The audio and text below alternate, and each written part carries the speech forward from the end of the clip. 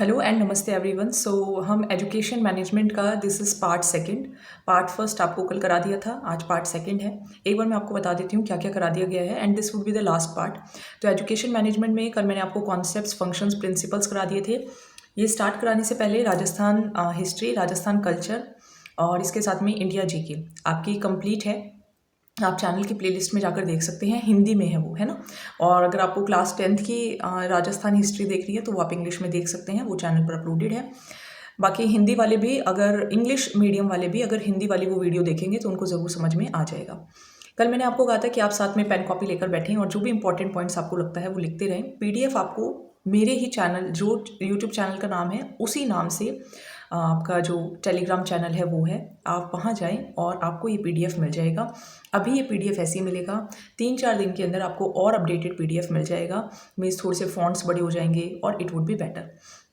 ठीक है, तो अभी आप यही पीडीएफ डाउनलोड कर सकते हैं, आप इसका प्रिंट आउट निकलवा सकते हैं। अगर आपको लिखना नहीं है तो आप इसमें हाईलाइट कर सकते हैं, इसके अंदर क्वेश्चंस भी हैं। वरना मैं कहती हूँ अभी आप इसका पीडीएफ मत प्रिंट आउट मत निकलवाइए, 2-3 दिन वेट करिए। मैं इसको और अच्छा बना के उस पर अपलोड करूँगी, फिर आप वो निकलवा सकते हैं और प्रैक्टिस कर सकते हैं। ठीक है, वीडियो आपको दोनों के अंदर समझ आ जाएगी, आपको ज़्यादा मेहनत नहीं करनी पड़ेगी।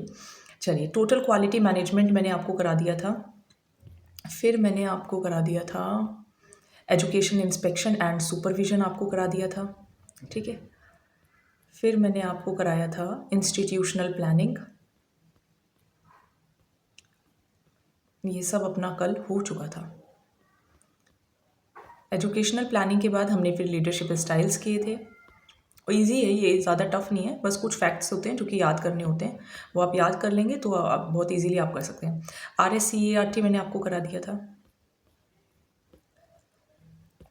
RSCERT के बाद मैंने आपको कराया था IASC कराया था, शायद BSER आपको करा दिया था। फिर आपको करा दिया था IASE। ठीक है, IASE भी कल मैंने आपको करा दिया था। तो कुछ 39 पेजेस हैं जिसके अंदर से 20 पेजेस मैंने आपको करा दिए थे। अब आज हम डाइट से शुरू करने वाले हैं। सो गेट रेडी। ठीक है, समझ में आ जाएगा, टफ नहीं है, इजी है। हम क्योंकि इंग्लिश मीडियम से हैं, हिंदी में पढ़ते हैं तो समझ नहीं आता, बट वैसे इट इज़ इजी। चलिए, सो स्टार्ट करते हैं। देखिए डाइट, तो डाइट आप देख सकते हैं, इसका जो कॉन्सेप्ट है वो कब आया, नेशनल एजुकेशन जो पॉलिसी थी 1986 उसमें ये आया था। आप लिख सकते हैं, आप डाइट हेडिंग लिख लो या आप इसका PDF, again I am telling you, print out जो है वो आप थोड़े दिनों बाद निकलवा सकते हैं। अभी आप लिख सकते हो, देखो लिखा हुआ ज़्यादा याद रहेगा, ये मैं पहले आपको बता दूँ। हाईलाइट करे हुए से भी अगर आपको ज़्यादा याद कर रहे हैं तो आप लिख लो एक बार। लिखते आपको 2 वीडियो देखनी है, 1-1 घंटे की वीडियोज़ होंगी, आप लिख लोगे, आपका 2 घंटे में एजुकेशन मैनेजमेंट डन हो जाएगा। ठीक है, बाकी आप हाईलाइट करोगे तो थोड़ा सा फिर भी रिवाइज करना पड़ेगा, लिखोगे तो आपको याद जल्दी होगा। तो देखिए डाइट जो था वो नेशनल एजुकेशन पॉलिसी थी 1986, और उस टाइम पे, ये मैं बंद कर देती हूँ, इससे बहुत ये वाला यूज़ नहीं करेंगे। इसको कर देते हैं हम साइड में, 1 सेकेंड।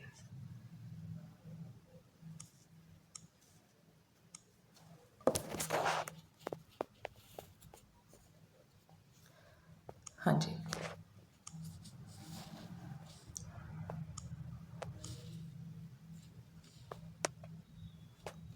1 सेकेंड रुकिए। हाँ, अब शायद थोड़ा सा क्लियर नज़र आएगा। देखिए डाइट जो था, पहले आप सुन लीजिए, फिर मैं आपको अंडरलाइन भी करा के बता दूंगी। नेशनल एजुकेशन पॉलिसी बनी थी, पहले 68 में बनी थी, फिर 86 में बनी थी, अभी 2020 में बनी थी। तो जब 1986 में बनी थी तो ये कहा गया था कि हर डिस्ट्रिक्ट लेवल पे, यानी कि जिला स्तर पे जो एलिमेंट्री एजुकेशन है वो सबको मिल जाए। तो डाइट का जो कॉन्सेप्ट था वो तभी सामने आया।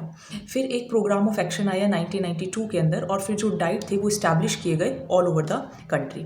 फिर ministry of education, government of India ने कहा कि डाइट क्या है, लाइट हाउस है in the field of education. आ सकता है कि लाइट हाउस किसे कहते हैं, सो लाइट हाउस डाइट को कहा जाता है। एक इसके अंदर आता है पिंक गाइड बुक। क्या है, तो पिंक गाइड बुक क्या है, एक pre service and preparation of a framework for organising in service teacher training 1989 के अंदर आई थी।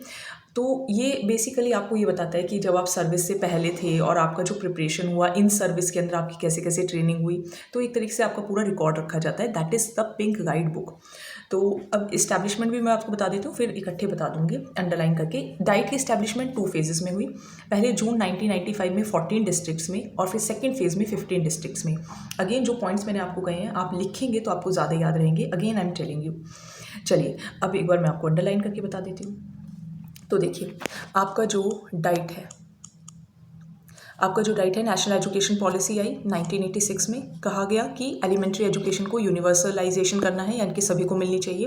प्रोग्राम ऑफ एक्शन आया 1992 में और सभी के अंदर ये बन गया। फिर हम बात करें तो मिनिस्ट्री ऑफ एजुकेशन ने डाइट को क्या कहा है, लाइट हाउस। डाइट को क्या कहा है, लाइट हाउस कहा है in the field of education. और पिंक गाइड बुक क्या है, pre service and preparation of a framework for organising in service teacher training 1989 में। डाइट का जो इस्टेब्लिशमेंट है वो 2 फेजेस के अंदर हुआ। पहले तो जून 1995 में 14 डिस्ट्रिक्ट्स में, और फिर सेकंड फेज़ में 15 डिस्ट्रिक्ट्स में। तो याद रहेगा, देखो 95 में 14 डिस्ट्रिक्ट्स हैं और फिर नेक्स्ट में 14 है तो नेक्स्ट में 15 है। पहले 1995 ईयर है तो फिर 1996 है, पहले जून है तो फिर अक्टूबर में है। देखो इसको आप ऐसे भी याद कर सकते हो कि गर्मियों की छुट्टियां पड़ती हैं जून में, जैसे अभी स्कूल्स के अंदर जून में छुट्टियां पड़ेंगी। फिर अक्टूबर में दिवाली के आसपास भी कुछ 5-6 दिन की छुट्टियां हो जाती हैं, तो ऐसे बस याद रह जाएगा। अभी 33 डाइट्स हैं। जो हाईएस्ट ऑफिशियल होता है डाइट का वो कौन होता है, प्रिंसिपल, जो कि एक DEO पद का होता है, यानी कि डिस्ट्रिक्ट एजुकेशन ऑफिसर वो होता है। डाइट बेसिकली क्या है, जो प्राइमरी टीचर्स होते हैं, बेसिकली जो 1st to 5th टीचर्स होते हैं, उनको ट्रेनिंग प्रोवाइड करने का काम ये करता है। और वो मतलब कि अच्छे से अपनी सर्विस के अंदर काम कर सके, उनकी ट्रेनिंग होती है। मतलब बीएड की जगह डाइट आप बोल सकते हो, आप रिलेट कर सकते हो। तो ट्रेनिंग प्रोवाइड की जाती है टीचर्स को, प्राइमरी टीचर्स को, एडल्ट एजुकेशन टीचर्स को। Quality pre service, in service teacher training programmes organise किए जाते हैं। प्राइमरी एजुकेशन की क्वालिटी अच्छी हो सके उसके लिए फैसिलिटीज़ प्रोवाइड की जाती हैं। वर्कशॉप्स ऑर्गेनाइज की जाती हैं ताकि टेक्नोलॉजी पे, वर्क एक्सपीरियंस पे काम किया जा सके। और अगर कोई प्रॉब्लम है तो वो एक्शन रिसर्च के थ्रू सॉल्व भी की जाती है। एक्शन रिसर्च का मतलब क्या होता है कि आपको प्रॉब्लम बता दी, आपने उसको सॉल्व करने की कोशिश की, अच्छा लगा, दोबारा से आपने उसको उसी मेथड से सॉल्व करने की कोशिश की। रिसर्च एंड एप्टीट्यूड नेट के अंदर हम बहुत पढ़ते हैं और पढ़ाते हैं। डाइट का काम है टीचिंग एड्स प्रिपेयर करना, ऑडियो विजुअल मटेरियल। क्योंकि अब आप देखो, आप सुन भी रहे हो और देख भी रहे हो, तो this is audio visual material ना। तो यही अगर सिस्टम जो है वो बच्चों को मिलेगा तो उनको भी एक यूज़फुल टीचिंग मिल पाएगी। क्वालिटी जो है वो बन पाएगी, डिस्ट्रिक्ट लेवल पे प्रॉपर मैनेजमेंट हो पाएगा, सब कुछ अच्छा अच्छा हो जाएगा। ठीक है, सारी अच्छी अच्छी बातें आपको याद रखनी है। डाइट एविडेंस की बात करें तो प्री सर्विस टीचर एजुकेशन है और इन सर्विस पे भी इनोवेशन करी जा सकती है। ठीक है, और करते हैं। कोऑर्डिनेशन है, ठीक है, डिवीजन है, इनोवेटिव ट्रेनिंग प्रोवाइड्स की जाती है ना, इनोवेटिव ट्रेनिंग्स प्रोवाइड की जाती है टीचर्स को। और एक सेकेंड, पहले मैं इसको ज़रा बैक कर दूँ। एक एनुअल पंचांग और बनता है डाइट लेवल का। ठीक है, एक क्या बनता है, ये देखो, कोऑर्डिनेशन। जो कोऑर्डिनेशन है, कोऑर्डिनेशन के अंदर क्या क्या होगा ये मैं आपको एक बार दिखा देती हूँ, ये आप देखेंगे। So heading is coordination division. ठीक है, कोऑर्डिनेशन डिवीजन कैसे है, तो देखो ये हम डाइट पढ़ रहे हैं, ये आपका कोऑर्डिनेशन डिवीजन है। कोऑर्डिनेशन डिवीजन का मतलब क्या है, इनोवेटिव ट्रेनिंग प्रोवाइड करिए। अब जैसे देखो, मैं आपको अगर पढ़ा रही हूँ तो इसको थोड़ा और इनोवेट किया जाए, है ना, थोड़ा सा और अच्छे से। अपने पास स्मार्ट बोर्ड हो, है ना, अपने पास अच्छा सा लैपटॉप हो और कनेक्शन हो, लाइव क्लासेस हो, दैट वुड बी इनोवेटिव। तो इस तरीके की ट्रेनिंग प्रोवाइड करना। पंचांग जो है वो प्रिपेयर किया जाता है डाइट लेवल का। फिर प्लानिंग एंड मैनेजमेंट डिपार्टमेंट की बात करें तो देखिए, प्लानिंग और मैनेजमेंट डिपार्टमेंट के अंदर जितने भी डाइट्स हैं, all the departments of diets have knifes and जो कंडक्ट, ये वर्ड मैं एक बार क्रॉस चेक कर लूँगी, जो 5th और 8th के जो बोर्ड एग्जाम्स होते हैं वो डाइट का मतलब बेसिकली कराता है। ठीक है, 5th के और 8th के। लैब एरिया के अंदर जो एक्टिविटीज़ करनी है, अकाउंट्स मेंटेन करने हैं, तो ये सब इसके अंदर होगा। एजुकेशनल बैकवर्ड एरियाज़ कौन कौन से हैं, कहाँ पे एजुकेशन का अच्छे से मैनेजमेंट और प्लानिंग की ज़रूरत है, ये सब अच्छे अच्छे पॉइंट्स हैं। अब एक है डिस्ट्रिक्ट रिसोर्स यूनिट डिपार्टमेंट, एक है डिपार्टमेंट ऑफ एजुकेशनल टेक्नोलॉजी, ठीक है, एक है work experience division linking education to community services, और एक है curriculum material development and evaluation division. तो ये हम क्या पढ़ रहे हैं, तो देखिए, डाइट का एविडेंस पढ़ रहे हैं हम, ये है ना, डाइट का एविडेंस पढ़ रहे हैं। तो फर्स्ट पॉइंट क्या है, प्री सर्विस टीचर एजुकेशन, फिर आ जाएगा इन सर्विस टीचर एजुकेशन, 2 पॉइंट्स हो गए। ठीक है, और इन सर्विस कैसे होगा, उन्हें इनोवेटिव ट्रेनिंग प्रोवाइड करना, एनुअल पंचांग देना। फिर थर्ड होगा प्लानिंग एंड मैनेजमेंट डिपार्टमेंट है, जो कि 5th और 8th के एग्जाम्स कंडक्ट कराएगा, एक्टिविटीज़ ऑर्गेनाइज करेगा, अकाउंट्स मेंटेन करेगा, जो बैकवर्ड एरियाज़ हैं उन्हें ढूंढेंगे। ठीक है, देन प्लानिंग को मैनेजमेंट करना, एडमिनिस्ट्रेशन करना। फिर एक है डिस्ट्रिक्ट रिसोर्स यूनिट डिपार्टमेंट, फिर एक है डिपार्टमेंट ऑफ एजुकेशनल टेक्नोलॉजी, फिर एक है work experience division linking education to community service, जिसके अंदर मोरल एजुकेशन और लाइफ एजुकेशन सिखाई जाती है, और एक है curriculum material development and evaluation division. अब देखिए डाइट के टास्क क्या क्या हैं। डाइट के टास्क देखो क्या क्या है। प्री सर्विस बीएसटीसी कराया जाता है, ठीक है, और बेसिकली सर्विस टीचर्स को प्रिपेयर करना कि किस तरीके से वो पढ़ाएं। इसके अंदर जो सर्विंग टीचर होगा, सर्विंग टीचर मीन्स जो ऑलरेडी काम कर रहे हैं, इनोवेशन उनको प्रोवाइड की जाएंगी। एजुकेशन टेक्नोलॉजी डेवलप करना, ठीक है, एक्शन रिसर्च कराना, function of action research, development करना लर्निंग मटेरियल्स का, एडवाइस प्रोवाइड करना प्राइमरी एजुकेशन को, और 5th और 8th के बोर्ड एग्जाम्स कन्वर्ट कराना। बस यही था आपका डाइट, और कुछ भी नहीं है। इसको मैं थोड़ा सा PDF को और अपडेट कर दूंगी, आप प्लीज़ थोड़ा सा कोऑपरेट करें, है ना, मुझे 2-3 दिन का समय दें। आपका डाइट कंप्लीट है। इसके अंदर क्वेश्चंस हैं, आप PDF डाउनलोड कर लें। फ्री स्टडी बाय अनुराधा त्यागी नाम से टेलीग्राम चैनल है, वहाँ पर ही आपको मिल जाएगा, आप डाउनलोड कर सकते हैं और क्वेश्चन सॉल्व कर सकते हैं। फिर आ जाते हैं next topic, that is Rajasthan state open school. ये किस लिए बना? देखो, ओपन स्कूल मीन्स जो बच्चे डेली स्कूल नहीं जा सकते, वो घर से रह के पढ़ाई करना चाहते हैं ताकि उनके लिए ईजी रहे, कन्वीनियंट रहे, तो इसीलिए राजस्थान स्टेट ओपन स्कूल बनाए गए। अब ये कब बने? 21 मार्च 2005 को बने, ठीक है। कौन से एक्ट के अकॉर्डिंग बने? राजस्थान सोसाइटीज़ रजिस्ट्रेशन एक्ट 1958 के अकॉर्डिंग बने। हेडक्वार्टर एकलव्य भवन कहाँ है? जयपुर में है। ये एक डिवाइस है स्कूल की तरह, जो कि ऐसे बच्चे जो नहीं आ सकते उनको फॉर्मल रिकॉग्निशन प्रोवाइड करता है। ये एक ऑटोनॉमस बॉडी है। इसका मोटो है टू ऑल फॉर ऑल, है ना, सभी के लिए।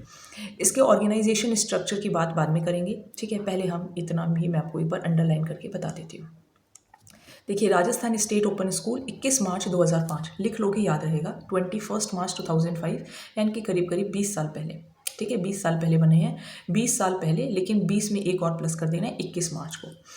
अभी अपने पास तो मंथ तो मई चल रहा है ना, तो मंथ तो हम रिलेट नहीं कर पाएंगे।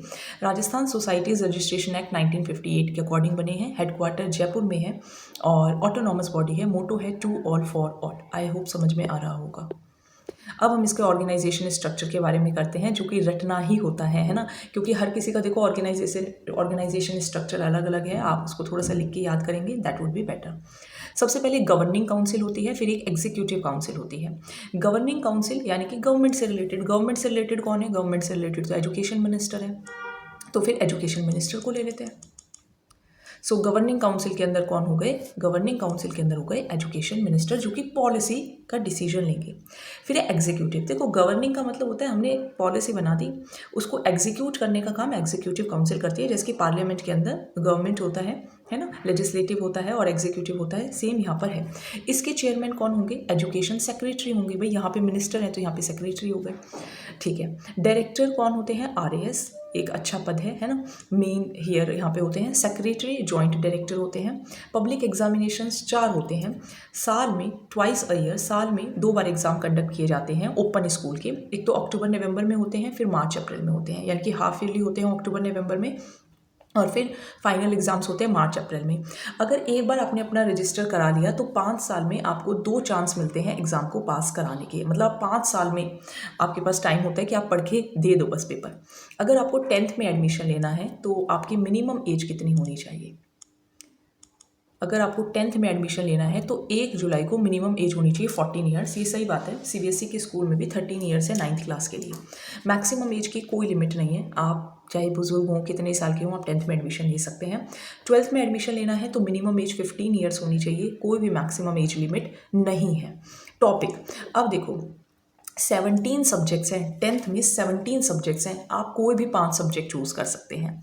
12th की बात करें, टोटल 21 सब्जेक्ट्स हैं। ग्रुप ए में 4 हैं, ग्रुप बी में 17 हैं, 5 चूज़ करने होते हैं। यहाँ पे कितने हैं? 17 हैं, 17 में से 5 चूज़ करने हैं। यहाँ पर कितने हैं? 21 हैं, 21 में से 5 चूज़ करने हैं। 21 में भी 2 ग्रुप हैं, ग्रुप ए और ग्रुप बी। ये 12th की बात हो रही है, ये 10th की बात हो रही है। 10th के अंदर कौन एडमिशन लेगा? कोई भी कैंडिडेट, और 12th के अंदर जिसने 10th पास की हो, ठीक है, 10th तो पास होनी चाहिए तभी 12th में एडमिशन मिलेगा।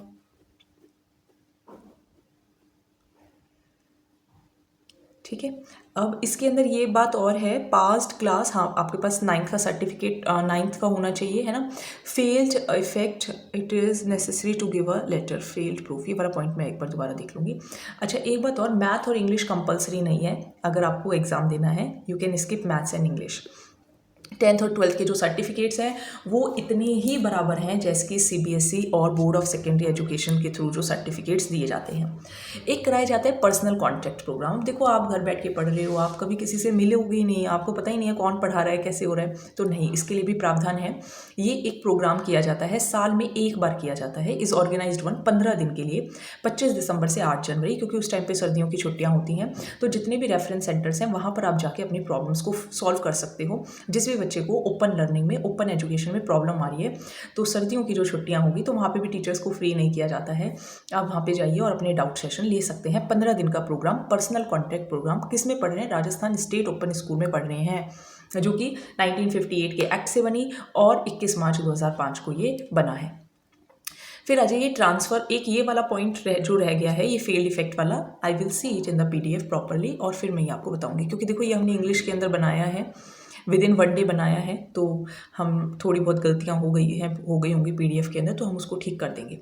एक होता है transfer of credit a programme, जो मान लीजिए, एक सेकेंड पहले मैं इसको रब करती हूँ।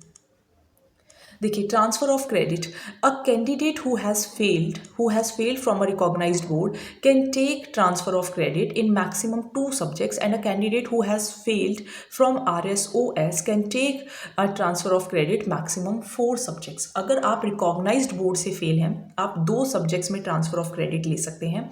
अगर आप RSOS से फेल्ड हैं तो आप 4 सब्जेक्ट्स में ट्रांसफर ऑफ क्रेडिट ले सकते हैं, ये बात ध्यान रखनी है। अब अगर हम RSOS की बात करें तो क्या है, देखो आप घर बैठ के पढ़ रहे हो, करिकुलम भी सिंपल है, आप अपने एग्ज़ाम कन्वीनियंस के हिसाब से एग्ज़ाम दे सकते हो, कोई स्ट्रेस नहीं है, आप अपनी नॉलेज एक्सपीरियंस को बढ़ा सकते हो, सब अच्छे अच्छे पॉइंट्स हैं। आपकी नॉलेज वैलिडेट हो जाएगी तो आपको सेल्फ सेटिस्फेक्शन होगा, सेल्फ कॉन्फिडेंस भी आपका बढ़ेगा। अब हम डिपार्टमेंट की बात करें तो टोटल 9 डिपार्टमेंट्स हैं। अगेन ये रटने वाले हैं, इनकी ट्रिक्स बनाइए, कुछ भी बनाइए, लिख लीजिए, लिखोगे तो ज़्यादा याद रहेगा। Again and again I am telling you, these are the 2 videos for Rajasthan education management. आप चाहे रीट के हों या आप चाहे फर्स्ट ग्रेड के पेपर के हों, आप अगर ये 2 वीडियो सुन लेते हैं, खास करके इंग्लिश मीडियम वाले, हिंदी मीडियम वालों के लिए भी हम करेंगे काम, लेकिन इंग्लिश मीडियम वालों के लिए खासकर, क्योंकि एजुकेशन मैनेजमेंट इंग्लिश मीडियम में कहीं पर भी अपलोडेड नहीं है। सो हमने काफ़ी एफर्ट्स किए हैं, कोशिश करेंगे आप उसको और अच्छा प्रोवाइड कर सकें। लेकिन आप थोड़ा, मैं बस ये कहना चाहती हूँ कि जब आप दोनों वीडियोज़ देखें, तो मर्ज करके भी वीडियो आ जाएगी, जब आप दोनों वीडियोज़ देखें, अगेन एंड अगेन, शायद मैंने 10 बार ये बात कही होगी, आप कॉपी और पेन लेकर बैठें तो आपके दोनों वीडियोस में लिख सकते हो आप। और जैसे मैं इतने में बोल रही हूँ, आप लिख सकते थे इतनी देर में, तो आपको हो जाएगा। अब देखो, आप सोच के देखो, कोई ओपन स्कूल है, वहाँ पे क्या क्या होगा, ठीक है, वहाँ पे क्या क्या डिपार्टमेंट हो सकते हैं। एक तो देखो एग्जामिनेशन डिपार्टमेंट होगा, है ना।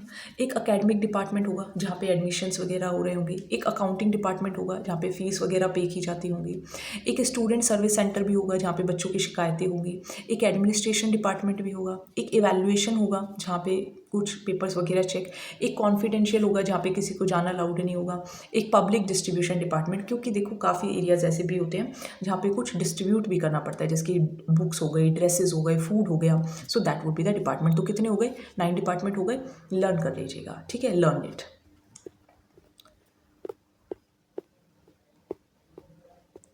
अच्छा, अब एक आते हैं Eklavya award and Meera award. Eklavya man को दिया जाता है, मीरा जो है वो विमेन को दिया जाता है। अब एकलव्य के अंदर अभी प्राइज़ आप चाहें तो याद कर लो, नहीं चाहो तो मत याद करो, है ना। इसके अंदर फर्स्ट को कितना प्राइज़ मिलेगा, जो ब्लॉक लेवल पे आया है, फिर डिस्ट्रिक्ट लेवल पे आया है, जो स्टेट लेवल पे आया है, फिर अगेन ब्लॉक लेवल पे, स्टेट डिस्ट्रिक्ट लेवल पे, स्टेट लेवल पे, करीब करीब आपको 5,000, 11,000 और 21,000 ध्यान रखने हैं, ठीक है। जो फर्स्ट आया है, जो सेकंड आया है उसको 3,100, 5,100, 11,000। जो विमेन आई है 5,100, 11,000, 21,000, फिर वही 31, 51, 11। 12th के अंदर भी 51, 11, 21 और 31, 51, 11। देखो फर्स्ट के लिए 51, 51, 11,000, 5,100, 11,000, 21,000, ठीक है। 5,100, 11,000, 21,000 जो फर्स्ट आया है, चाहे 10th में आया हो चाहे 12th में आया हो। अगर विमेन है तो फिर क्या होगा, अगर फर्स्ट आए हैं तो सेम 5,100, 11,000, 21,000, 5,100, 11,000, 21,000। अगर सेकंड आए हैं तो 5100 की जगह हो जाएगा 3100, 11,000 की जगह हो जाएगा 5100, 21,000 की जगह हो जाएगा 11। तो आपको क्या ध्यान रखना है, 51, 51,000, 5100, 11,000, 21,000 और सेकंड के लिए 3100, 5100, 11,000। ठीक है, तो याद कर लीजिएगा। Again I am telling you, लिख लोगे तो याद रह जाएगा। Minimum marks required 60%। ठीक है, कि अब मान लो आप फर्स्ट तो आ गए डिस्ट्रिक्ट लेवल में, लेकिन आपका परसेंटेज तो 50-80 बैठ रहा है, तो कोई प्राइज़ नहीं मिलेगा। चलिए, तो ये अपना हो गया RSOS। अब हम करेंगे Rajasthan state text book board. नाम से ही समझ में आ रहा है किताबें छपेंगे, है ना, टेक्स्ट बोर्ड है। तो ये अब देखिए, पहले सुन लो, 1973 टेक्स्ट बोर्ड, आप टेक्स्ट कर रहे हो, है ना, 73 आपको लिखना है। फॉर एग्जाम्पल, कौन से एक्ट के अकॉर्डिंग, सेम एक्ट 1958। कब रजिस्ट्रेशन हुआ, 29 दिसंबर। 29 दिसंबर को मेरे हस्बैंड का बर्थडे आता है, तो मैं 29 को उनको टेक्स्ट कर रही हूँ 73। ठीक है, ऐसे याद कर लेना। काम कब स्टार्ट हुआ, 1 जनवरी। ऑब्वियसली 29 दिसंबर के बाद 30 दिसंबर आएगा, 31 दिसंबर आएगा, फिर 1 जनवरी आएगा। हेडक्वार्टर झलाना डूंगरी, जयपुर के अंदर ये है। ऑटोनॉमस है। नोडल एजेंसी इसकी डिपार्टमेंट ऑफ एलिमेंट्री एजुकेशन है। मेन मैनुअल जो होगा वो क्या होगा, कंडक्ट कराना। और अगेन इसके अंदर भी जो गवर्निंग काउंसिल होगी उनको ऑफिशियल मैनुअल जो होता है वो बनाना पड़ता है। ऑफिस मैनुअल उन्होंने बनाया और वो 1 अगस्त 1997 से लागू भी हो गया। एक बार मैं आपको अंडरलाइन करके बता देती हूँ।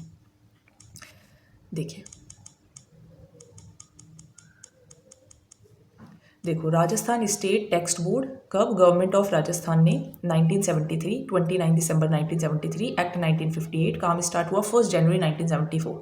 73 के बाद 2 दिन बाद तो 74 स्टार्ट हो जाएगा। हेडक्वार्टर झलाना डूंगरी, जयपुर के अंदर, ऑटोनॉमस है। ठीक है, ऑर्गेनाइजेशन फॉर्म की बात करें तो इसका ऑर्गेनाइजेशन फॉर्म भी देख लेते हैं। देखो, जैसे उसके अंदर था ओपन स्कूल में जो गवर्निंग काउंसिल थी वो प्रेसिडेंट, एजुकेशन मिनिस्टर, फिर आपका जो एग्जीक्यूटिव काउंसिल होता है उसके अंदर चेयरमैन, और टोटल एजुकेशन टोटल मेंबर्स कितने हैं, 9 हैं। और जो वाइस गवर्नमेंट सेक्रेटरी हैं वो टोटल 9 मेंबर्स हैं, जिसके अंदर एक्स ऑफिशियो 3 नॉमिनेटेड है। इसको मैं थोड़ा और अपडेट करके आपको प्रोवाइड कर दूंगी। ठीक है, ये वाला जो पेज है ये थोड़ा सा प्रॉपर लाइनिंग वगैरह इसको अलाइन करना पड़ेगा। ठीक है, तो इसके लिए आप, मैं PDF में भी इसको ठीक कर दूंगी और साथ में मैं आपको बता भी दूंगी, है ना। चलिए, तो देखिए डिपार्टमेंट कितने हैं, राजस्थान स्टेट टेक्स्ट बोर्ड के 5 डिपार्टमेंट्स हैं। ठीक है, तो टेक्स्ट के 5 डिपार्टमेंट्स हैं। एक तो एडमिनिस्ट्रेटिव होता है, अकाउंटिंग होगा, मार्केटिंग होगा, टेक्निकल होगा और एकेडमिक एंड रिसर्च डिपार्टमेंट होगा। तो आप कैसे याद कर सकते हो, देखो टेक्स्ट आपको क्या करना है, एक तो 73 और एक आप याद कर लो AAMTC।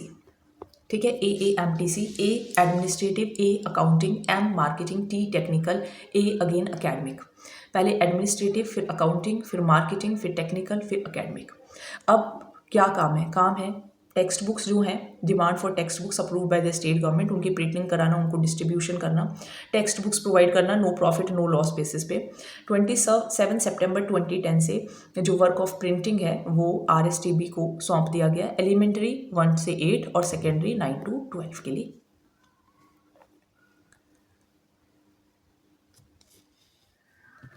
करिकुलम बनाना, ठीक है, और 27 सितंबर 2010 से डिस्ट्रीब्यूशन और प्रिंटिंग दोनों का काम RSTB को दे दिया गया।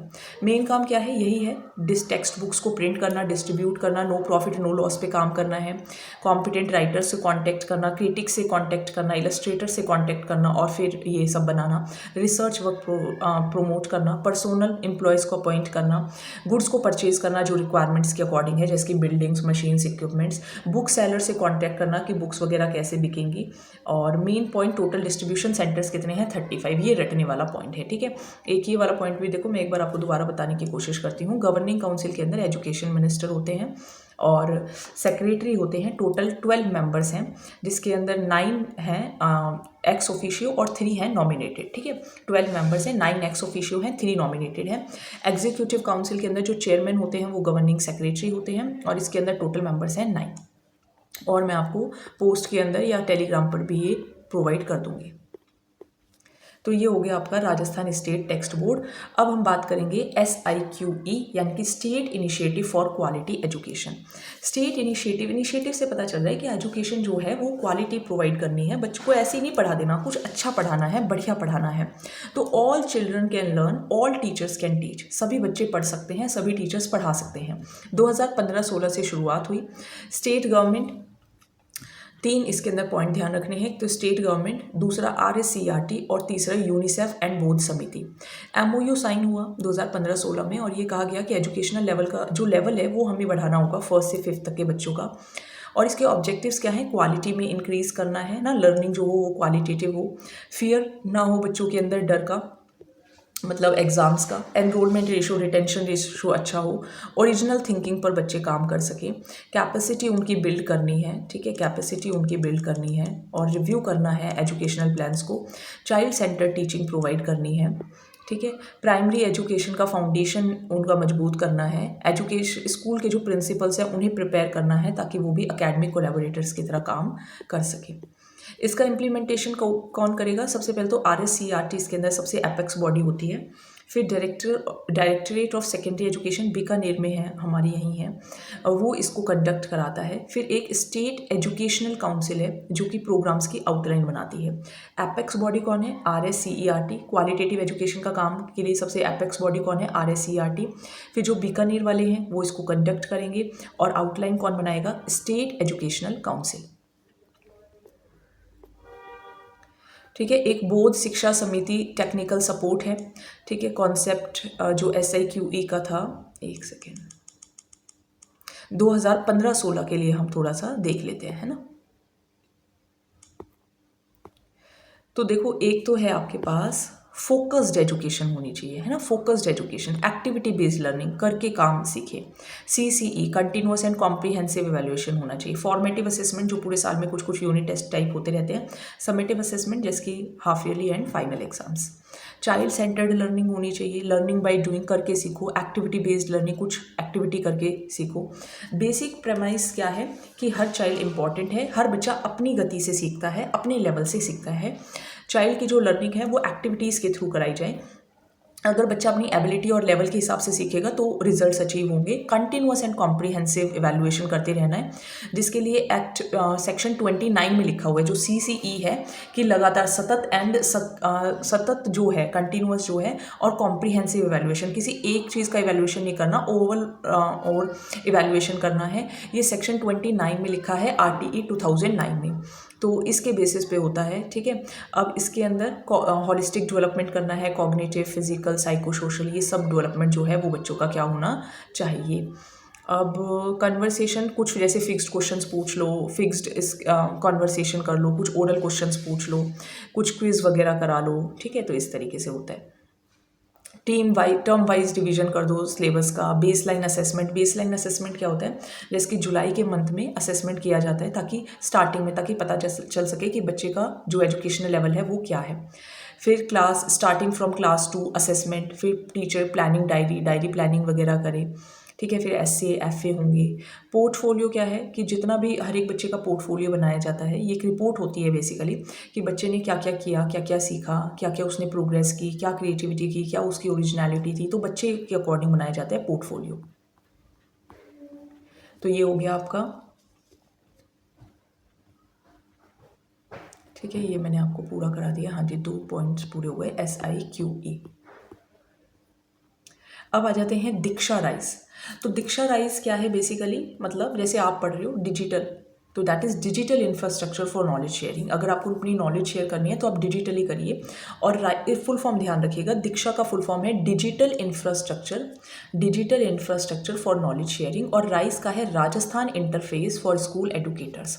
मोबाइल ऐप है, डिजिटल पूरा नाम है digital infrastructure for knowledge sharing, और ये डिजिटल प्लेटफॉर्म है जो कि 5 सितंबर 2017 को लॉन्च किया गया था, ठीक है। 5 सितंबर 2017 को वाइस प्रेसिडेंट वेंकैया नायडू थे उस टाइम पे। मोटो था our teachers building our heroes, हमारे जो टीचर्स हैं वो देश के जो हीरो हैं उन्हें बनाते हैं। मिनिस्ट्री ऑफ एजुकेशन NCERT, और ये सभी स्टेट्स और यूनियन टेरिटरीज़ में काम करता है। लर्निंग मटेरियल NCERT ही होता है। नियोस का जो सिलेबस होता है वो भी इसके अंदर पढ़ाया जाता है।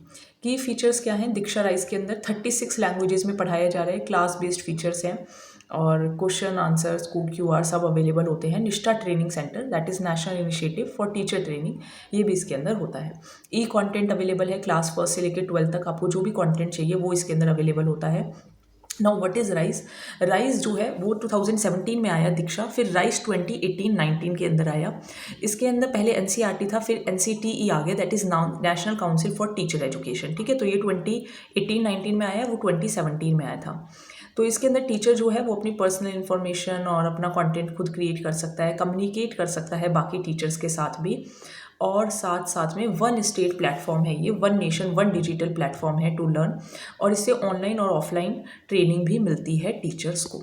ई कंटेंट इसके अंदर होता है, डिजिटल बुक्स इसके अंदर होती हैं स्टूडेंट्स के लिए, पेरेंट्स के लिए। नाउ व्हाट इज़ निष्ठा। निष्ठा का फुल फॉर्म बहुत इंपॉर्टेंट है, that is national initiative for school heads, मतलब जो स्कूल के जो हेड्स होते हैं और जो टीचर्स हैं उनके लिए है ये, बेसिकली उनको ट्रेनिंग और उनको हेल्प करता है। सो फुल फॉर्म ध्यान रखेंगे, national initiative for school heads and teachers holistic advancement. ये पूछा गया है, नेट के पेपर में भी ये पूछा गया था। So national initiative for holistic advancement of school heads and teachers, so this is very important. 21 अगस्त से शुरू हुआ था और ऑनलाइन इनिशिएशन पोर्टल 16 अक्टूबर 2020 में ये ऐड कर दिया गया था निष्ठा। ठीक है, निष्ठा ध्यान रखेंगे। मेन फीचर्स, टीचर्स को ट्रेन करना है। ठीक है, चलिए अब ये क्वेश्चंस हैं, ये क्वेश्चंस आप अगेन पीडीएफ डाउनलोड करके आप सॉल्व कर सकते हैं।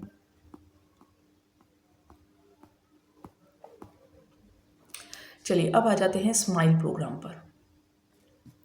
तो देखिए स्माइल प्रोग्राम क्या है, ये बेसिकली कोविड से आप थोड़ा सा रिलेट कर पाएंगे। जब कोविड आया था तो बच्चे जो हैं वो सोशल मीडिया के थ्रू सीखे। सोशल मीडिया इनकी डेफिनेट फुल फॉर्म बहुत इंपॉर्टेंट है, social media interface for learning engagement. कुछ सीखना है घर बैठे बैठे तो ये आप सीख सकते हैं यहाँ से। RSCRT मेन रोल RSCRT का है।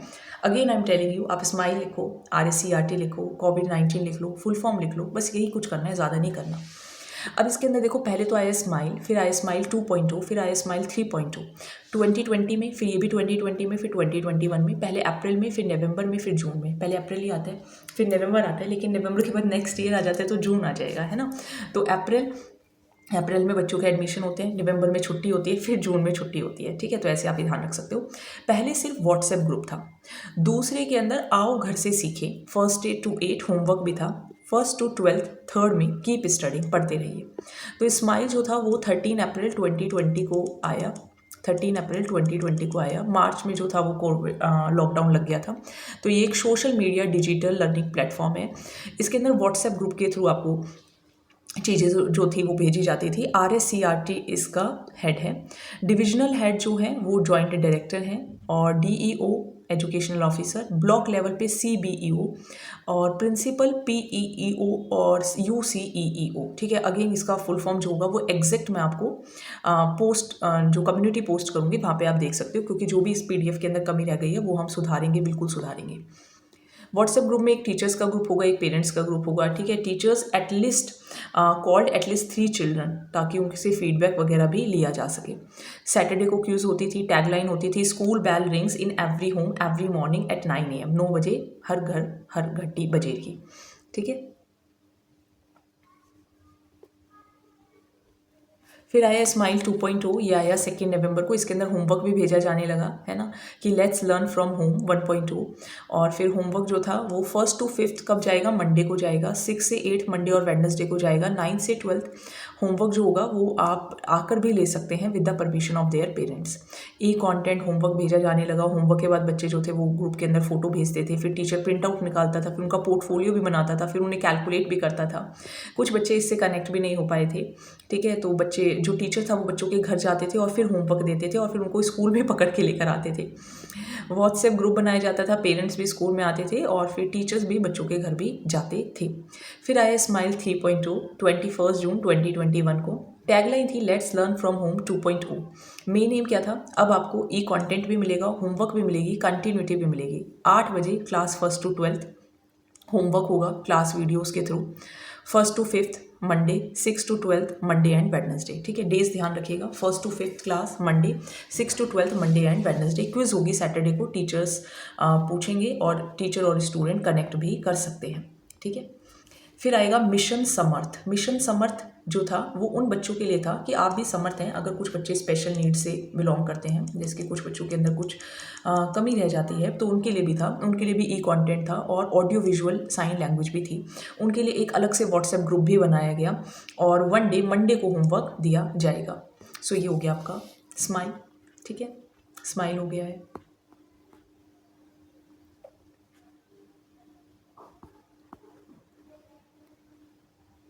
क्वेश्चंस आप करके देख लीजिएगा, है ना, क्वेश्चंस आप करेंगे तो आपको फ़ायदा मिलेगा।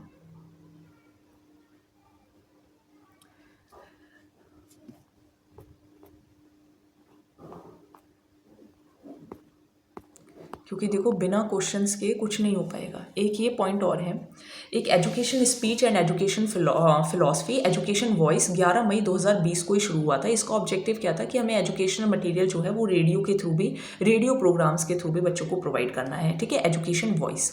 तो इसका क्या था, dear children pay attention, keep studying and keep growing, ठीक है। तो इसमें भी RSCRT था, डाइट था, ब्रॉडकास्ट टाइम 11 बजे से 11:55 तक आता था, 55 मिनट्स के लिए।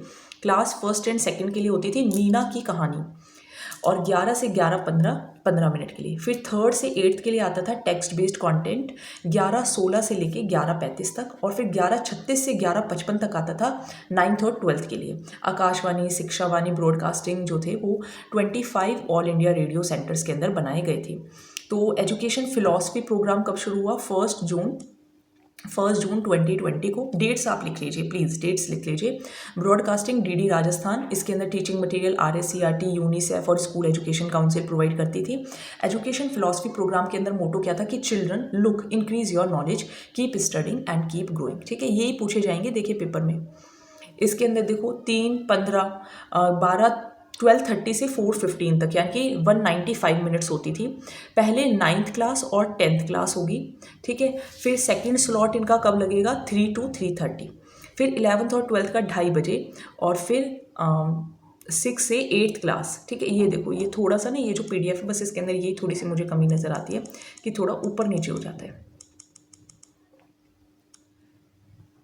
देखो ये है आपके पास 1:30 to 2:30 क्लास 11th और 12th, ये यहाँ से है 1:30 to 2:30 क्लास 11th और 12th। फिर 12:30 से 1:30 क्या होगा, 9th और 10th क्लास, ठीक है। फिर class 1st to 5th 3 to 3:30, फिर 3:30 to 4:15 क्लास 6 to 8th, ठीक है। तो ये आप लिख लीजिएगा, है ना, लिख लीजिए प्लीज़।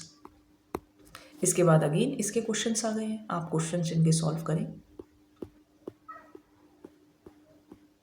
क्वेश्चन सॉल्व करिए। कोई प्रॉब्लम आती है तो आप बता सकते हैं। अब आ जाते हैं समग्र शिक्षा अभियान। अब इसके अंदर देखो ये बहुत पुराना क्वेश्चन हो गया, लेकिन अभी भी बार बार पूछा जाता है किस किस को मिलकर बना है। सर्व शिक्षा अभियान को, RMCA दैट इज़ राजस्थान माध्यमिक शिक्षा अभियान, और SMSA, इन सबको मिलाकर, टीचर एजुकेशन को मिलाकर, SSA को मिला के, RMSA को मिला के, टीचर एजुकेशन को मिलाकर समग्र शिक्षा अभियान बना था, ठीक है। ये 1st to 8th लेवल तक का था, ये 9th to 12th तक का था, ये पूरा है। ये 2000 में आया था, फिर ये 2008-9 में आया, फिर 2018-19 में आया। इसके अंदर एज क्या हो गई, 6 to 14, फिर 14 to 18, फिर 3 to 8। इसका जो रूल था वो प्राइवेट एजुकेशन काउंसिल था, इसका राजस्थान माध्यमिक काउंसिल ऑफ एजुकेशन, और इसके अंदर राजस्थान स्कूल एजुकेशन काउंसिल, ये आपको लर्न करना पड़ेगा। समग्र शिक्षा अभियान का स्लोगन है education for all is a good education. वो एजुकेशन जो सबके लिए है वही अच्छी शिक्षा है। और समग्र शिक्षा अभियान 24 मई 2018, डेट आप लिख लीजिए प्लीज़, लिख लीजिए। 2 into 4 is 8, वरना आपको कन्फ्यूजन होगा, बार बार वीडियो देखनी पड़ेगी, बार बार PDF देखना पड़ेगा। Again I am telling you, 2 घंटे आप लेकर बैठेंगे, एक वो वाली वीडियो, एक ये वाली वीडियो, या दोनों को मर्ज करके जो आप वीडियो देख रहे हैं जो चैनल पर अपलोड भी होगी, तो आप 2 घंटे एक बार सुबह उठ जाइए, किसी दिन सुबह 4 बजे, 4 से 6 बजे तक, ज़्यादा से ज़्यादा अगर थोड़ा रुकना भी पड़ा 4 से 7, 3 घंटे आप लिख लोगे ना। आप बस पेपर से पहले 2-3 बार उसको रिवाइज कर लेना, आपका काम हो जाएगा। 24 मई 2018 को इम्प्लीमेंट किया गया। 1 जुलाई को इंस्ट्रक्शन दी गई कि भाई अब इसे इम्प्लीमेंट कर दो। इंक्लूसिव एजुकेशन, सभी लोग इंक्लूड हों, क्वालिटी एजुकेशन प्रोवाइड करनी है, इक्विटेबल एजुकेशन प्रोवाइड करनी है। क्यों? क्योंकि जो सस्टेनेबल डेवलपमेंट गोल्स हैं उसके जो 4th है उसमें ये कहा गया है कि क्वालिटी एजुकेशन देनी चाहिए। कैंपेन 1 अप्रैल 2018 से 31 मार्च 2020, यानी कि करीब करीब 2 साल। SMSA को ऑपरेट कौन करता है? Rajasthan school education council. तो फाइनेंशियल रेशोज़ क्या है सेंटर और स्टेट का? जो नॉर्थ ईस्ट है वहाँ पे 90:10, बाकी के अंदर 60:40, यानी कि पैसा कहाँ से कितना आता है। ऑब्जेक्टिव क्या है इसका? यही क्वालिटी इंप्रूवमेंट प्रोवाइड करनी है, सोशल और जेंडर इक्वालिटी पर ध्यान देना है। आरटी एजुकेशन एक्ट 2009 सभी स्टेट्स अच्छे से इम्प्लीमेंट करें। स्पोर्ट्स एंड फिजिकल एजुकेशन अच्छे से डेवलप हो। वोकेशनल एजुकेशन प्रोवाइड की जाए। SCRT डाइट इनको स्ट्रेंथन किया जाए। स्किल डेवलपमेंट पर ध्यान दिया जाए। मिनिमम स्टैंडर्ड्स इंश्योर किए जाएँ। तो स्टेट लेवल पे अब देख लेते हैं कौन कौन कैसे कैसे काम कर रहा है। स्टेट लेवल पे काम कर रहा है Rajasthan state education board, district level पर district project coordination office, block level पर block reference centre, panchayat level पर स्कूल रेफरेंस सेंटर। तो ये काउंसिल्स हैं समग्र शिक्षा अभियान के लिए। काउंसिल की बात करें तो गवर्निंग काउंसिल के अंदर तो चीफ मिनिस्टर आएंगे और एग्जीक्यूशन काउंसिल के अंदर प्रिंसिपल सेक्रेटरी आ जाएंगे। SMSC एक्शन प्लान क्या है? डिजिटल एजुकेशन दीक्षा ऐप के through, girls education Kasturba Gandhi schools हैं, सेल्फ डिफेंस ट्रेनिंग है, बेटी बचाओ बेटी पढ़ाओ है, स्पोर्ट्स पर ध्यान देना है, फिजिकल एजुकेशन पर ध्यान देना है, जो बच्चे स्पेशल नीड्स के साथ हैं उनको फाइनेंशियल हेल्प प्रोवाइड करनी है, जो एजुकेशनल बैकवर्ड एरियाज़ हैं वो डेवलप करने हैं। समग्र शिक्षा अभियान 2 ये कौन सा था? ये था आपका फर्स्ट, ठीक है। डेट इसकी थी 31 मार्च 20, 1 जुलाई को, ये 24 मई को इम्प्लीमेंट किया, 1 जुलाई से इंस्ट्रक्शन दी गई और 1 अप्रैल से 31 मार्च 2020 तक ये चला, 2018 से। अब 2020 के बाद SSA 2.0 आएगा 4 अगस्त 2021 को। 2021 से 2026 तक बोला गया है। SDG 4 quality education, financial ratio 60:40, यानी कि सेंटर जो होगी और जो स्टेट का रेशो है वो 60:40 है। नॉर्थ ईस्ट में 90:10 है क्योंकि वो थोड़े से कम डेवलप्ड होते हैं। मेन ऑब्जेक्टिव क्या है? लेवल ऑफ एजुकेशन को इम्प्रूव करना है। अब इसके अंदर एक आया निपुण भारत मिशन 5 जुलाई 2021 को। निपुण भारत मिशन, निपुण मतलब अच्छा, मतलब लिटरेसी हो, न्यूमरेसी हो, नंबर्स वगैरह सॉल्व करने आते हों, हर बच्चा रीड कर पाए, राइट कर पाए, अरिथमेटिक उसको सॉल्व कर पाए 2026-2027 तक, निपुण भारत मिशन। फिर कस्तूरबा गांधी गर्ल्स स्कूल आए, फिर स्वामी विवेकानंद राजस्थान मॉडल स्कूल्स आए, फिर महात्मा गांधी वाले इंग्लिश मीडियम स्कूल है जो कि अब बंद होने की भी बात हो रही है, फिर मेवात गर्ल्स रेजिडेंशियल स्कूल्स आए, कंप्यूटर ट्रेनिंग प्रोग्राम स्टार्ट किए गए, उज्जियारी पंचायत स्टार्ट की गई। मेन ऑब्जेक्टिव यही था वो बच्चे जो कि ड्रॉप आउट हो जाते हैं या पढ़ना नहीं चाहते उनको स्कूल में लाया जाए। फिर चीफ मिनिस्टर बाल गोपाल स्कीम आई, फिर इंटेंस कॉम्पेन चला 9 सितंबर 2024 से 2 अक्टूबर 2024 तक सभी गवर्नमेंट स्कूल्स के अंदर ये किया गया। बेसिकली क्लास 1 से 8 तक के बच्चे पढ़ना भी नहीं जानते तो ये होना चाहिए। सो ये हो गया है आपका समग्र शिक्षा अभियान भी। Again I am telling you इतना टफ नहीं है। समग्र शिक्षा अभियान ये भी आपका हो गया है। एक्चुअली इंग्लिश मीडियम में जो स्टूडेंट्स होते हैं ना तो उनको हिंदी में प्रॉब्लम आती है पढ़ने में, इस वजह से प्रॉब्लम आ जाती है थोड़ी बहुत, पर चलो मैंने आपको हेल्प करी है। अब अपना रह गया राइट टू एजुकेशन एक्ट 2009, ये और करेंगे हम and then this video would be complete. और आपका जो काम है एजुकेशन मैनेजमेंट का, जैसे कि मैंने कहा था कि 2 वीडियोस में 2 घंटे या 2.5 घंटे में आपका काम डन हो जाएगा। आप इसका PDF निकाल सकते हैं। कुछ 1-2 टेबल में प्रॉब्लम आई है, हालांकि वो मैंने आपको सॉल्व करने की पूरी कोशिश की है। अगर आपने अच्छे से सुना है, समझा है तो आपको ज़रूर हेल्प करेगा। और इसके बाद हम लेकर आएंगे एजुकेशनल, ये हो गया एजुकेशन राजस्थान ज्योग्राफी के मैं पेरिफेरल टॉपिक्स लाऊंगी। इसके साथ साथ मैं एजुकेशन साइकोलॉजी और देखूंगी अगर इंपॉर्टेंट पॉइंट्स आपको करा सकी तो। चलिए, right to free and compulsory education act 2009 concurrent list में आता है ना। अलग अलग लिस्ट्स होती हैं, देखो जैसे कि यूनियन लिस्ट होती है, स्टेट लिस्ट होती है, कॉन्करेंट लिस्ट होती है, तो ये कॉन्करेंट लिस्ट में आता है। 1910 में गोपाल कृष्ण गोखले थे जिन्होंने कहा कि फ्री एजुकेशन मिलनी चाहिए। 1937 में गांधी जी ने कहा कि एक वर्धा प्लान बनाते हैं और बेसिक एजुकेशन की बात होनी चाहिए। 1950 में आर्टिकल 45 में ये डाला गया कि yes, free and compulsory education होनी चाहिए। 1990 में रामामूर्ति कमेटी ने पहला ऑफिशियल डॉक्यूमेंट पेश किया। 1992 में UNO चार्टर्स आए और ये डिक्लेयर किए गए कि बच्चों का पूरा हक है एजुकेशन का। 1999 में तपस मजूमदार कमेटी बनी जिसके थ्रू 86 कॉन्स्टिट्यूशनल अमेंडमेंट एक्ट भी लाया 2000 और एक आर्टिकल ऐड किया गया, आर्टिकल 21A, जिसमें कहा गया एजुकेशन एक फंडामेंटल राइट है। आर्टिकल 51A में फंडामेंटल ड्यूटी ऐड की गई और 20 जुलाई 2009 को जो RTE बिल था वो राज्यसभा में पास हो गया, 4 जुलाई को लोकसभा में पास हो गया, 26 अगस्त को प्रेसिडेंट ने साइन कर दिए और 1 अप्रैल 2010 से करीब करीब 8 महीने के बाद right to free and compulsory education act 2009 implement हो गया। राजस्थान में 29 मार्च 2011 को दोबारा से एक अमेंडमेंट प्रपोजल आया और 1 अप्रैल 2011 को राजस्थान में भी अप्लाई हो गया right to free and compulsory education rules 2011। लिखना पड़ेगा, लिखकर ही याद होगा। टोटल चैप्टर्स इसके अंदर 7 हैं। RTE एक्ट 2009 में टोटल सेक्शंस 38 हैं और शेड्यूल 1 है।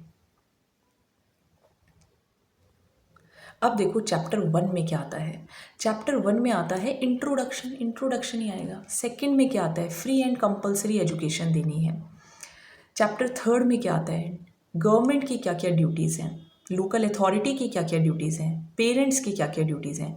सेक्शन 6 से 11 यहाँ तक आते हैं और चैप्टर 2 में सेक्शन 3 to 5 आते हैं और चैप्टर 1 में सेक्शन 1 to 2 आते हैं। चलिए तो हम कहाँ पर थे, हाँ चलिए बढ़िया।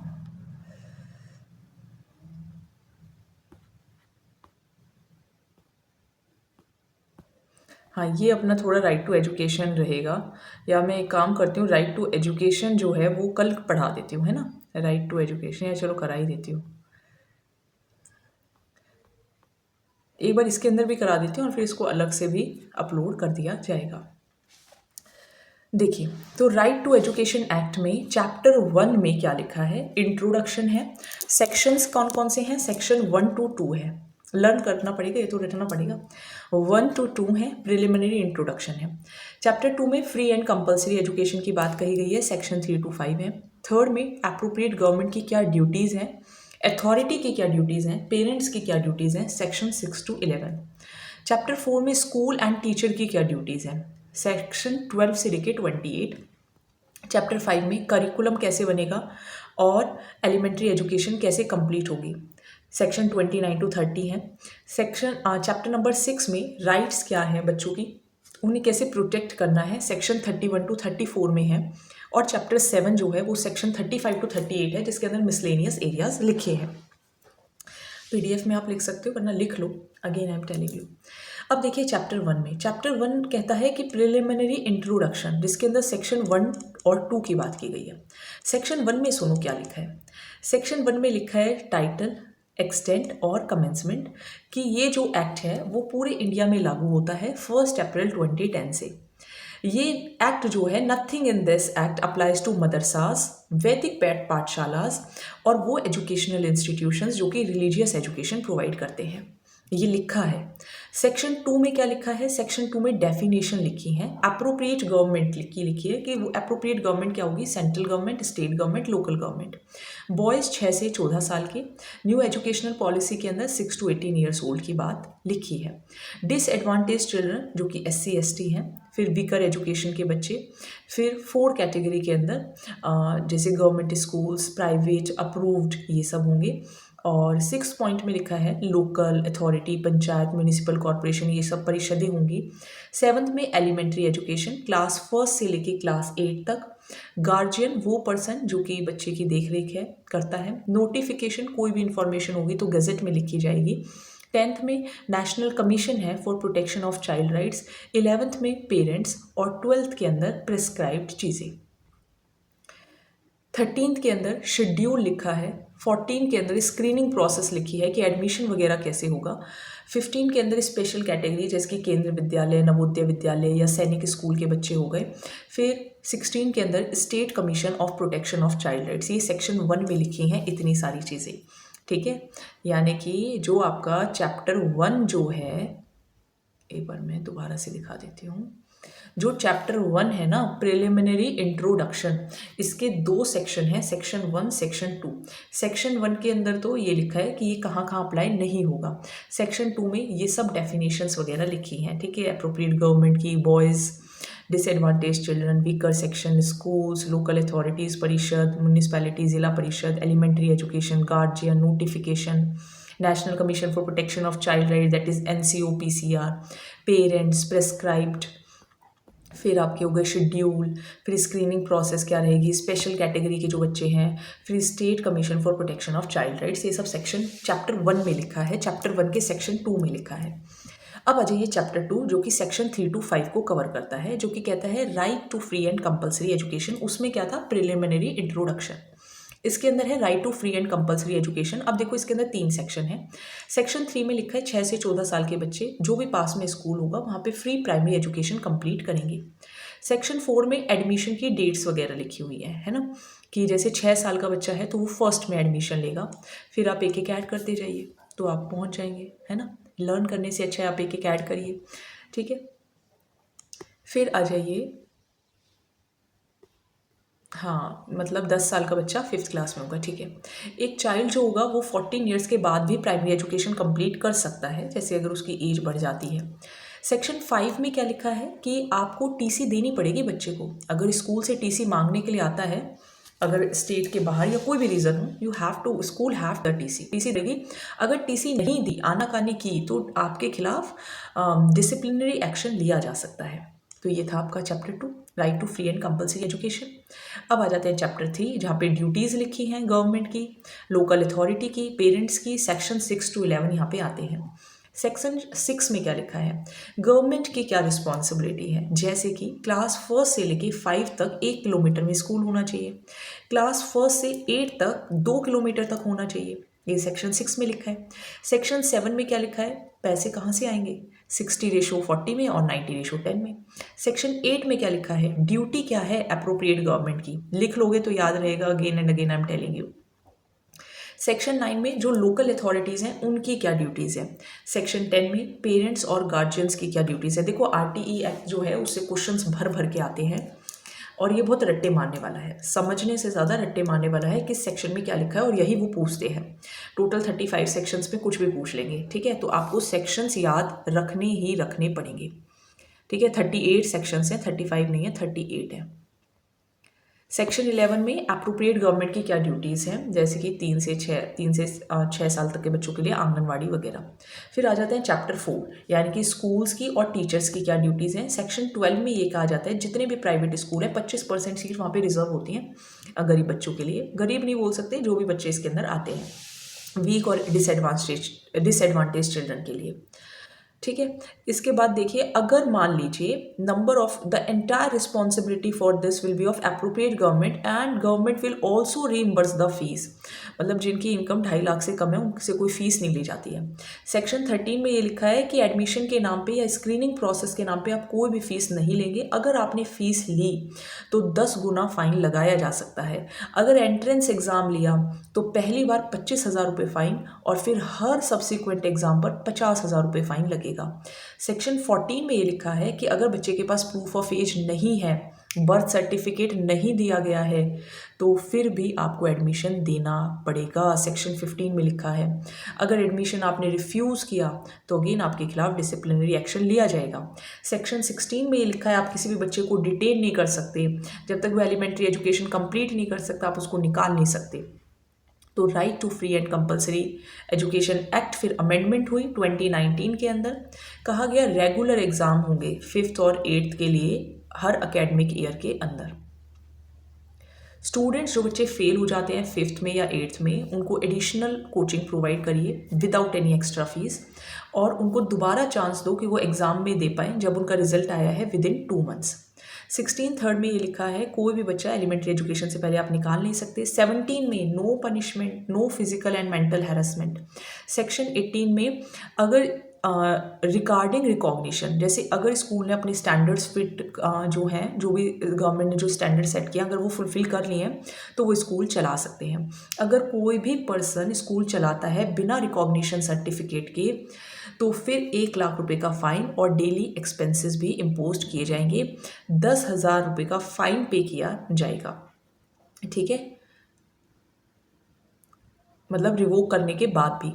सेक्शन 19 में ये लिखा है, देखो एक बार मैं दोबारा रीड कर देती हूँ। अगर कोई पर्सन स्कूल चलाता है बिना रिकॉग्निशन सर्टिफिकेट के और फिर उसका रिकॉग्निशन और रन्स इसको रिकॉग्निशन जो है वो होने के बाद भी और runs a school even after the recognition is revoked, मतलब वो बंद हो जाता है, अगर रिवोक्ड हो जाता है तो फाइन 1 लाख रुपए का लगाया जा सकता है और daily expenses will be imposed. मतलब आपने बिना रिकॉग्निशन के स्कूल जो है आप चला रहे हो तो 1 लाख रुपए का फाइन और 10,000 रुपये will have to be paid. ये फाइन वाली ये 10,000 वाला पॉइंट मैं देखती हूँ। सेक्शन 19 में लिखा है कि अगर स्कूल स्टैंडर्ड्स और नॉर्म्स फिल नहीं करते तो उनकी जो रिकॉग्निशन होगी वो कैंसिल हो जाएगी। सेक्शन 20 में लिखा है सेंट्रल गवर्नमेंट जब चाहे इनके स्टैंडर्ड्स को अमेंड कर सकती है। स्कूल मैनेजमेंट कमेटी सेक्शन 21 में टोटल 16 मेंबर्स होंगे, पेरेंट होंगे इसके अंदर, लोकल गार्जियंस होंगे। सेक्शन 22 में ये लिखा है कि स्कूल डेवलपमेंट प्लान बनेगा, एक इंस्टीट्यूशनल प्लान बनेगा। सेक्शन 23 में आप सेक्शन लिख लीजिए, उसके आगे लिख लीजिए, तभी आपको याद होगा। टीचर्स की क्या क्वालिफिकेशन एंड डिसक्वालिफिकेशन होगी। 24 में ड्यूटीज़ क्या है टीचर्स की, और रेगुलर अटेंडेंस करानी है, सिलेबस कंप्लीट करना है टाइम पर, ठीक है, रेगुलर इन्फॉर्मेशन प्रोवाइड करनी है पेरेंट्स को। सेक्शन 25 में प्यूपिल टीचर रेशो भर भर के क्वेश्चन आते हैं भाई। प्राइमरी एजुकेशन में ये लर्न कर लो 1 2 3 4 और फर्स्ट के बाद 30 का गैप लेना है। 121 to 200 अगर बच्चे हो जाएंगे तो 5+1 प्रिंसिपल, ठीक है। तो और अगर नंबर 200 से ज़्यादा है तो टीचर रेशो 40:1 होगी। अभी देखो 30:1 के हिसाब से चल रही है। आप इसको स्क्रीनशॉट ले लो, लिख लो, याद हो जाएगा। अपर प्राइमरी में 30:1, सेकेंडरी में 30:1।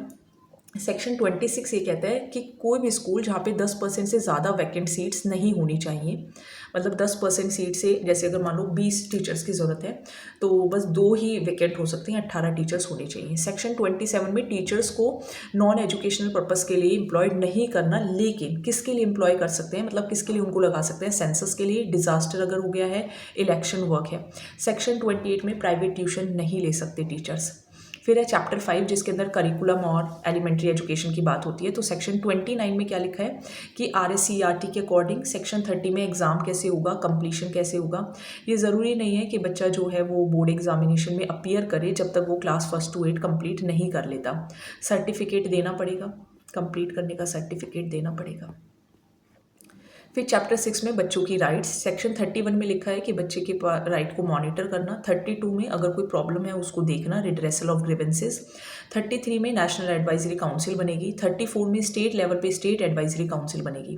फिर आ जाता है चैप्टर 7 जिसके अंदर मिसलेनियस है। 35 में ऑफिसर्स को डायरेक्शंस दी जाती हैं। 36 में अगर कोई कोई एम्प्लॉय जो मिसबिहेव करता है। 37 में कंप्लेंट्स वगैरह लॉन्च की जाती हैं। और 38 में अप्रोप्रिएट गवर्नमेंट की क्या क्या पावर्स हैं।